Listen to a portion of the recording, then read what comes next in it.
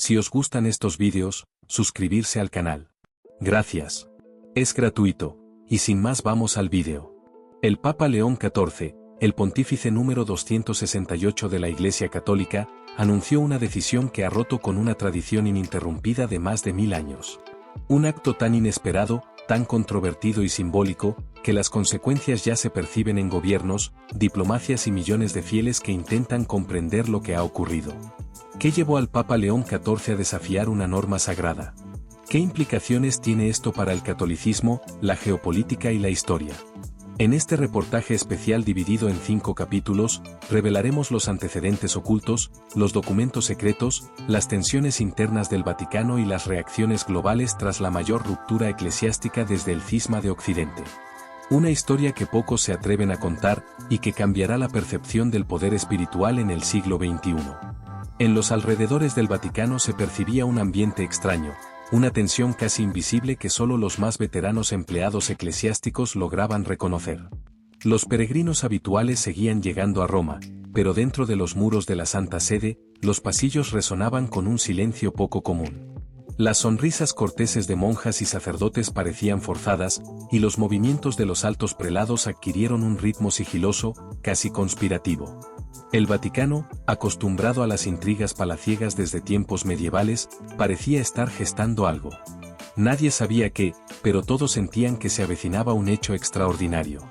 El rumor de que algo grave ocurriría comenzó a recorrer los sectores diplomáticos, especialmente entre los embajadores acreditados ante la Santa Sede. Informes extraoficiales mencionaban reuniones a puerta cerrada entre el Papa León XIV y sus colaboradores más cercanos. Algunos cardenales extranjeros que habían llegado inesperadamente a Roma cancelaron sus audiencias habituales y se refugiaron en el Palacio Apostólico. Los rostros tensos y las miradas elusivas comenzaron a sustituir a las tradicionales cortesías vaticanas. La plaza de San Pedro, normalmente bulliciosa, se fue vaciando de manera discreta. El acceso al corazón del Vaticano, sin anuncios ni comunicados, comenzó a restringirse. Lo que solía ser una jornada típica de actos litúrgicos se transformó en una espera pesada y sin explicación.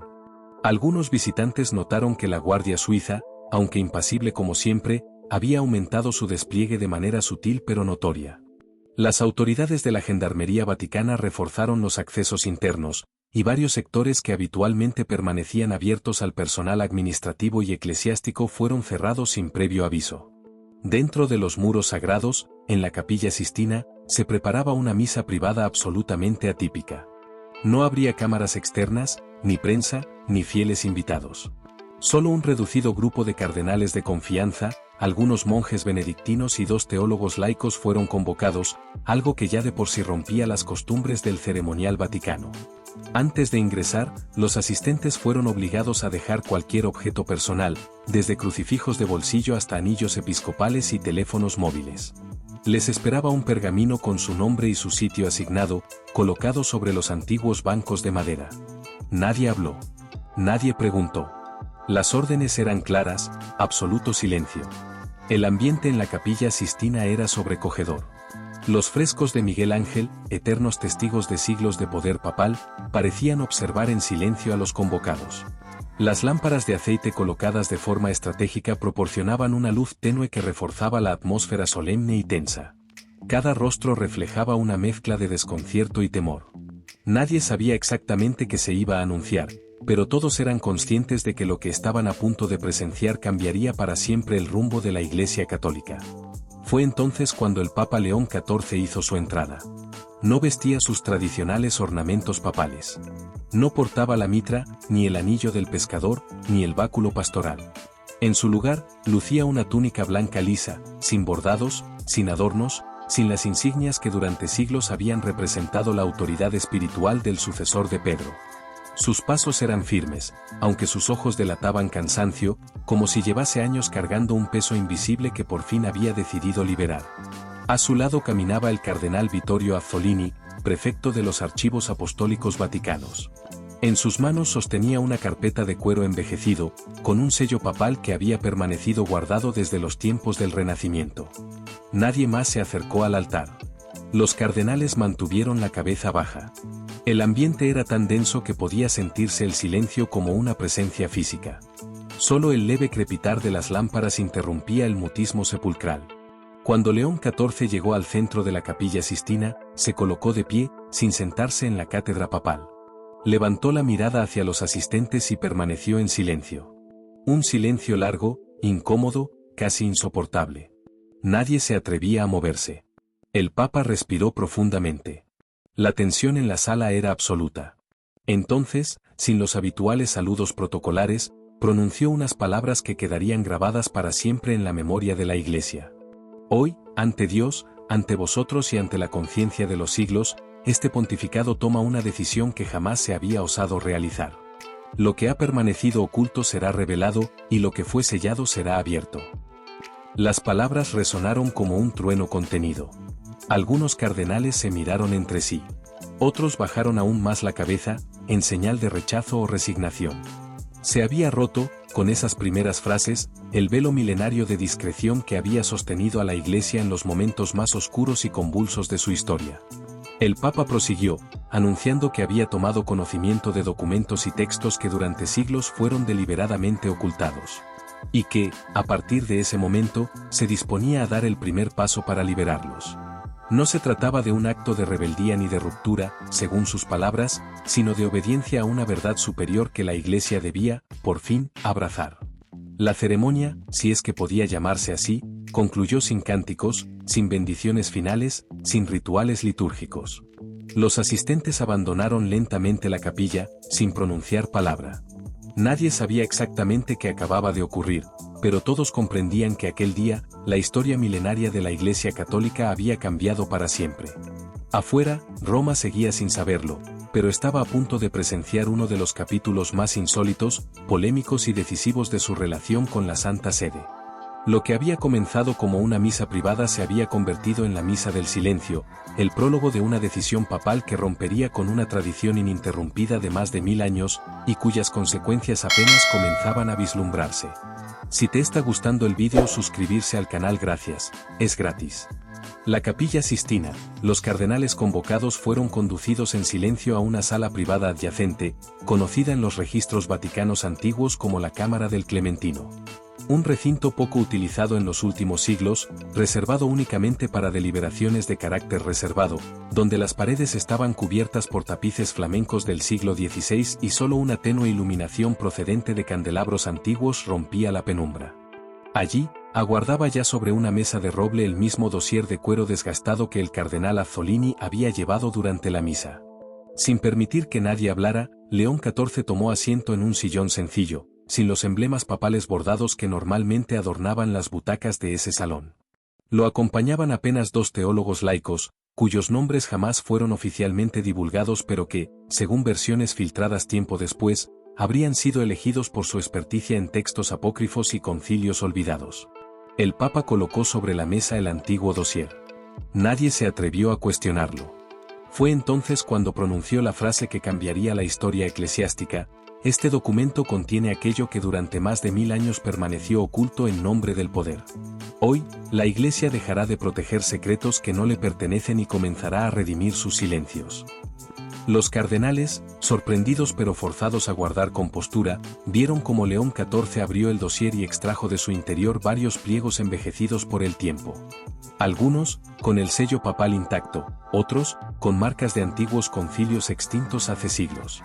Se trataba, según explicó el pontífice, de actas, cartas y decretos que databan de los primeros siglos de la Iglesia, que jamás se hicieron públicos, y que alteraban profundamente ciertos aspectos de la doctrina oficial que la Iglesia había sostenido durante generaciones. La proclamación fue clara y contundente. La Iglesia Católica reconocía oficialmente la existencia de documentos antiguos que cuestionaban parte de la estructura jerárquica y el dogma tal como se había transmitido desde la Edad Media.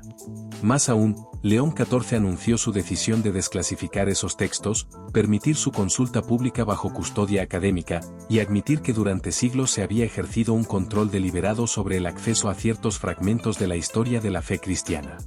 El silencio en la sala era absoluto. Los rostros de algunos cardenales se tornaron pálidos. Otros, visiblemente incómodos, miraban hacia el suelo, incapaces de sostener la mirada del pontífice. Solo el cardenal Azzolini se mantenía firme, como si supiera desde hacía tiempo que ese día llegaría. Lo más impactante de la proclamación fue el contenido de uno de esos antiguos pergaminos, conocido en los archivos apostólicos como el Testimonio del Anacoreta, un manuscrito datado en los primeros años del siglo IV, que recogía las palabras de un monje cristiano sirio, quien aseguraba haber recibido una revelación directamente de los primeros seguidores de Jesús. En ese texto, se relataba una estructura organizativa de la comunidad cristiana primitiva basada en la igualdad plena entre sus miembros, sin distinción jerárquica, sin papado, y con una visión completamente distinta de la sucesión apostólica. León XIV, sin titubeos, leyó en voz alta extractos de ese texto frente a los cardenales reunidos. Aquellas frases, cargadas de fuerza y herejía para cualquier época anterior, sonaron demoledoras en el corazón mismo del Vaticano. La asamblea será guiada por la sabiduría de los justos, sin que uno sea mayor sobre el otro. Porque ningún hombre puede ocupar el lugar del divino, y nadie poseerá corona que lo haga superior a sus hermanos. Al terminar de leerlo, León XIV pronunció las palabras que sellarían su lugar en la historia como el pontífice que rompió con 1000 años de tradición. Hoy, en nombre de la conciencia universal, en nombre de la verdad que debemos a los pueblos, en nombre de los inocentes condenados por defender lo que estos textos sostenían, declaro abolida la doctrina de infalibilidad papal tal como fue establecida en el Concilio Vaticano y someteré mi pontificado al juicio de la Iglesia Universal. Nunca antes, desde que fue proclamada la infalibilidad papal en 1870, un pontífice había cuestionado o renunciado a ese privilegio dogmático. León XIV no solo lo hacía, sino que reconocía públicamente que las bases de dicha doctrina habían sido discutidas, omitidas y alteradas en documentos que jamás se mostraron al pueblo fiel. La reacción de los cardenales fue un reflejo inmediato de la división interna que durante décadas había latido bajo la superficie. Algunos, como Azzolini, se pusieron de pie y asintieron en señal de aceptación.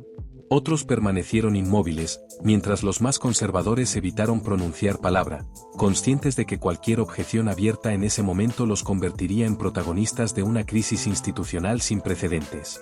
Lo que ocurrió después fue aún más insólito. León XIV ordenó que los documentos clasificados fueran trasladados esa misma tarde al archivo digital de la Biblioteca Apostólica Vaticana, para que un grupo de historiadores externos, académicos laicos y religiosos independientes tuvieran acceso a ellos y se encargaran de su estudio y divulgación gradual al público. Sin bendiciones finales, sin ceremonia, sin anuncio formal a la prensa, aquella proclamación prohibida había sellado el destino de un pontificado que desde sus inicios había sido señalado por su carácter disruptivo. La Iglesia, sin saberlo aún, había ingresado en una nueva era, una etapa donde sus secretos milenarios comenzarían a salir a la luz, y donde la autoridad papal ya no volvería a ser la misma. El eco de lo ocurrido en aquella sala se extendería como un incendio silencioso por los pasillos del Vaticano, y en cuestión de días, Roma, Europa y el mundo entero conocerían fragmentos de aquella verdad largamente silenciada. Pero lo más grave aún no se había revelado. Porque entre los documentos que León XIV había presentado esa mañana, había uno que contenía una advertencia antigua, un legado oculto desde los tiempos de Constantino, y cuya divulgación estaba a punto de poner en riesgo no solo al pontífice, sino a la estabilidad misma del Vaticano. El cardenal Vittorio Azzolini supervisaba el traslado de un conjunto de pergaminos, códices y manuscritos que hasta esa misma mañana habían permanecido sellados bajo una doble restricción papal, vigente desde el pontificado de León X en el siglo XVI. Pero entre todos los documentos rescatados, uno destacaba por encima del resto. Su nombre había circulado durante siglos en susurros prohibidos, en textos medievales censurados y en testimonios de herejes condenados a la hoguera, el documento constantino. Un pergamino de origen imperial, datado en el siglo IV, que cambiaría para siempre no solo la historia del cristianismo, sino también los cimientos de la autoridad temporal y espiritual de la Iglesia Católica. El manuscrito, sellado con el emblema original de la corte del emperador Constantino y protegido por generaciones de pontífices, contenía una proclamación jamás divulgada, que desmentía parte de la versión oficial sobre la conversión del emperador al cristianismo y sobre los privilegios concedidos a la Iglesia en aquellos años decisivos para la expansión de la fe en Occidente. León XIV y la revelación del documento constantino se convirtieron en un hervidero de rumores, intrigas y discretos movimientos de poder dentro de los muros del Vaticano. Mientras puertas adentro se intentaba mantener una apariencia de normalidad, la curia romana se dividía en dos frentes irreconciliables. Por un lado, los cardenales reformistas que, alentados por la valentía del pontífice, comenzaban a organizar discretos encuentros para planear la transición hacia una iglesia más abierta y menos dogmática. Por otro, un sector ultraconservador, vinculado a viejas familias nobles italianas y a círculos de poder europeos, que consideraban aquella apertura como una traición a la historia de la Iglesia y a su autoridad milenaria. Fue entonces cuando, en la más absoluta clandestinidad, un grupo de cardenales, encabezado por un influyente purpurado italiano, cuyo nombre jamás fue revelado en documentos oficiales, convocó un cónclave secreto, algo que, en teoría, está prohibido por el derecho canónico vigente desde el siglo XIII, pero que en circunstancias excepcionales se había practicado en la historia eclesiástica en momentos de crisis profundas. La reunión se celebró una noche sin previo aviso, en una capilla lateral de la Basílica de San Juan de Letrán, lejos de la vigilancia pública, sin registro en los libros oficiales y sin la participación de León XIV ni de sus cardenales más cercanos. Aquel cónclave clandestino no buscaba elegir un nuevo papa, sino articular una estrategia para frenar las reformas, silenciar las filtraciones, si era necesario, declarar inválidas las decisiones del pontífice alegando que su salud mental se encontraba comprometida. Los presentes eran en su mayoría miembros de la vieja guardia vaticana, representantes de congregaciones doctrinales, administradores de bienes pontificios, prelados que durante décadas habían cultivado alianzas con gobiernos seculares y grandes fortunas europeas. La escena, según los testimonios posteriores de un sacerdote que habría servido como asistente anónimo en aquel encuentro, parecía extraída de otro siglo. Cardenales de negro, rodeados de velas, discutiendo en voz baja, conscientes de que lo que allí se decidiera tendría consecuencias históricas. El objetivo principal era revocar las decisiones de León XIV antes de que los documentos llegaran a manos de la opinión pública internacional. Se discutió incluso la posibilidad de declarar al pontífice incapax regiminis, incapaz de gobernar, una figura legal que permitiría, en casos extremos, retirarlo del cargo sin necesidad de su renuncia explícita. Pero para eso necesitaban una mayoría calificada de cardenales, sobre todo, el respaldo de las principales cancillerías europeas. Lo que ocurrió después se mantiene aún en el misterio. Se sabe, gracias a filtraciones discretas en círculos diplomáticos, que aquella noche se enviaron mensajes cifrados a embajadas apostólicas en París, Madrid y Viena. Los remitentes solicitaban apoyo político y mediático para desacreditar las revelaciones papales, advirtiendo que de no hacerlo, la estabilidad moral de Europa corría peligro. Algunos gobiernos, temerosos de un efecto dominó que afectara a instituciones civiles ligadas al Vaticano, aceptaron colaborar discretamente. Simultáneamente, se ordenó el aislamiento progresivo de León XIV. Personal médico vinculado al Hospital Gemelli recibió instrucciones para iniciar una evaluación urgente de su estado neurológico bajo la sospecha de una posible demencia súbita. En paralelo, sus asesores más fieles fueron relegados de sus funciones, y varios miembros de la Guardia Suiza, leales al Papa, reemplazados sin previo aviso. Pero el pontífice, consciente desde hacía meses de las tensiones internas, ya había previsto que algo así podría ocurrir.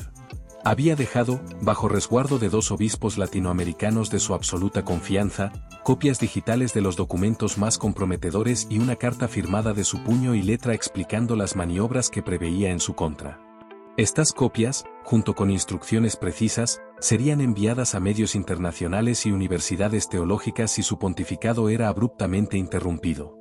La tensión llegó a su punto máximo cuando, una noche, el secretario privado del Papa, un sacerdote argentino de apellido Zárate, fue interceptado en un callejón adyacente al Vaticano por desconocidos. Aunque oficialmente se reportó como un robo común, testigos afirman haber visto vehículos de matrícula diplomática abandonando la zona minutos antes. Zárate, gravemente herido, alcanzó a decir antes de perder el conocimiento: "No me callarán, los archivos ya están fuera". El incidente conmocionó a los sectores reformistas dentro y fuera del Vaticano. Por primera vez en siglos, se respiraba un clima de conspiración abierta en la sede de Pedro. León XIV se encontraba acorralado, pero aún mantenía en su poder una última jugada, una transmisión pública, previamente grabada, donde revelaría al mundo no solo los documentos ya filtrados, sino nombres, pactos y complicidades que habían sostenido la estructura de poder vaticana desde la Edad Media. Era un movimiento desesperado, pero necesario. Los enemigos internos lo sabían, y aquella grabación, cuyo contenido exacto se mantenía bajo llave, se había convertido en el objeto más buscado de todo el Estado Vaticano. La plaza de San Pedro y el eco de las campanas matutinas parecía ahogado, como si los muros de la ciudad del Vaticano presintieran que algo irreversible acababa de ocurrir. León XIV había desaparecido. Su apartamento papal, custodiado por una guardia suiza reducida y discretamente reemplazada días antes, apareció deshabitado. Ninguna cámara de seguridad registró su salida. Ningún testigo reconoció haberlo visto desde la noche anterior. Ni una nota, ni una llamada, ni una despedida. Solo el silencio. A las pocas horas, la Santa Sede emitió un escueto y ambiguo comunicado. Su Santidad León XIV se encuentra en retiro espiritual, meditando sobre el porvenir de la Iglesia en estos tiempos difíciles. Pero nadie creyó esa versión. Los medios internacionales, ya alertados por las filtraciones de los días previos y los movimientos irregulares en el Vaticano, activaron sus corresponsales. Agencias de inteligencia europeas y latinoamericanas colocaron discretos equipos de vigilancia alrededor de los accesos a Roma. El mundo entero se preguntaba, ¿dónde está el Papa?